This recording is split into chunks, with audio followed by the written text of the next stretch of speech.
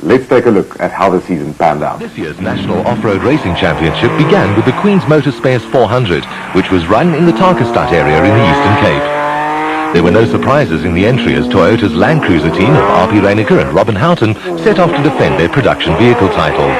The V-Motors Raceco Porsche father and son crew of Franz Czepek, Sr. and Jr. started the season in defense of the special vehicle title.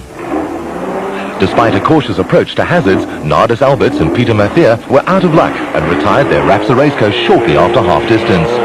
Reinecker and Houghton, however, took the production category win for the Toyota team with another reliable and solid performance.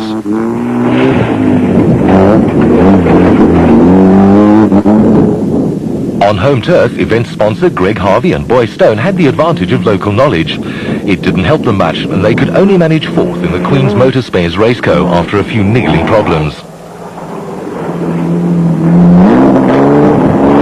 Runners-up in the production class was the Turbo Castrol Hilux of veterans Cassie Kutsia and Richard Leek. This vehicle is now in its 12th year of competition and is still capable of winning, although it's due for replacement soon. Having to navigate and drive makes life difficult for single-seater drivers, but Richard Carolyn has become a consistent finisher over the past couple of seasons. He opened his account by bringing his lubrication equipment Raceco Porsche home to 4th in class and 6th in the overall standings. Lesotho's Wilfried Vessler also prefers the solidarity of single-seaters, and a steady, trouble-free drive saw him claim 5th in the class in the Astoria Bakery Raceco. An unusual feature of this car is that the body panels are smoke perspex, and spectators can see through them to witness a driver at work. Rounding off the top half dozen special vehicles was Nick Harper, whose son Ryan finished in the points after his debut as a navigator.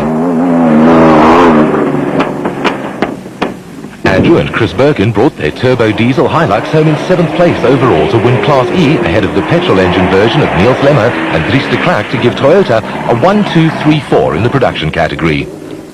A multitude of problems en route to the start saw the Firestone-backed Land Rover V8 of Cliff Barker and Malcolm Joubert fail to arrive in time for the time trial.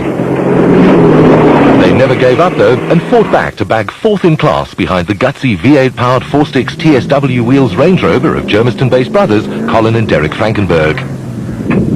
The Frankenbergs have a friendly and unique press-on style that thrills spectators, but also ensures that mechanical components take a pounding.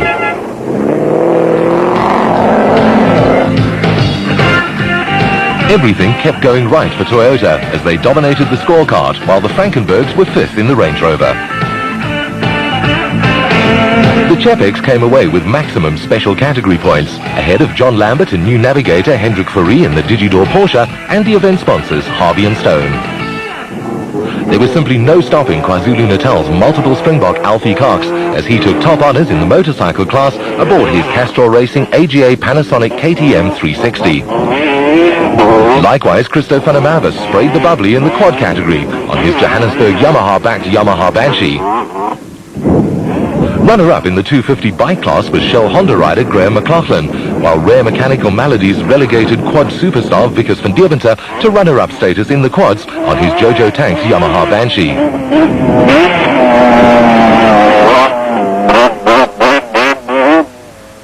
Motocross star Gary Peterson impressed again by taking 2nd overall and winning the competitive 250 class on his Brasco Refrigeration Kawasaki KX250.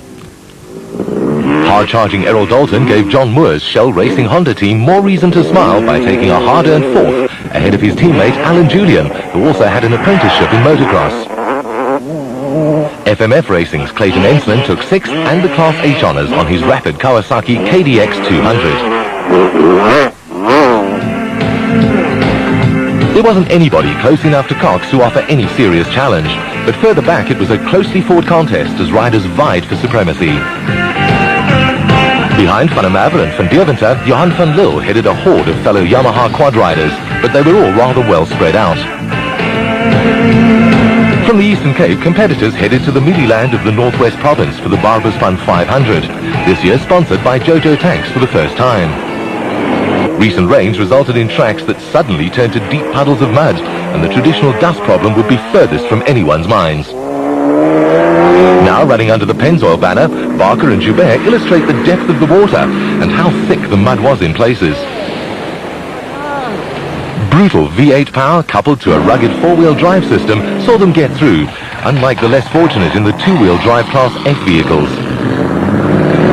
That's the right approach. Keep the power on and go for it. Looking good so far, but the murky depths finally captured another victim. Theo Coetzee and Ian Wedderburn don't look very happy, do they?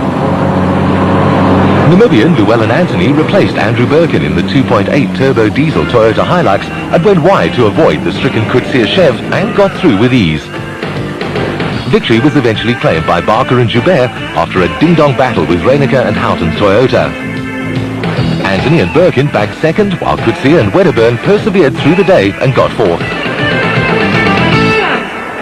Botswana's Shamir Variawa and Liko Khan were a revelation in their Porsche-powered Chenoweth and revelled in the conditions to score a sensational maiden specials category win. Behind them it was something of a lottery, as most competitors got stuck at some stage. Lambert and Faree powered their way out of this section, as Richard Schilling and Ashley Thorne in the V8 motivated Motortech Jimco almost got well and truly bogged down.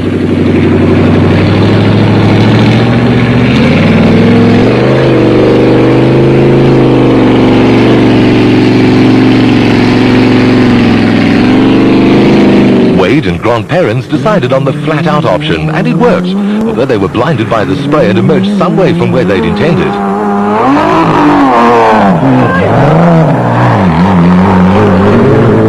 Not so lucky were Roy Slubber and Warren Morton. Their raceco simply sank into the mire, and they were stuck fast. They weren't the only ones, as Derek Pinoy and Craig Jackson soon joined in the fun. It took a while, but everyone managed to get out of the mire eventually. At the end, Schilling and Thorne claimed second ahead of the gallant Perrins, while Lambert and Faree were fourth ahead of Slubber and Morton.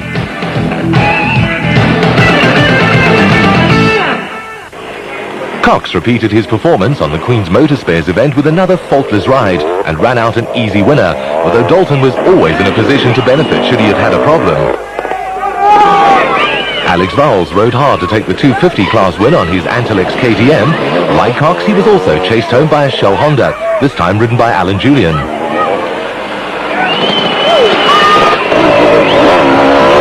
Despite only a season behind him at national level, Nelspruit rider Marco Cavina did well to bring his big Schumwells Yamaha home in 5th place, only 21 seconds behind the Vowles and Julian battle. There was also a good result for Greg Aspinall on the Panasonic Kawasaki, and Clayton Ensman scored maximum points again by winning the 200 class and taking 7th overall. Conditions like this don't suit quads, and it was no surprise to see only 4 survive the 500-kilometer dash. Exclusive Spares Yamaha rider Johan Kruger emerged victorious, while Mark Breckel brought his Brasco refrigeration Yamaha home next, ahead of Louis Bossoff on the Polaris and the Yamaha of Adrian High. Next stop on the off-road racing tour was KwaZulu-Natal and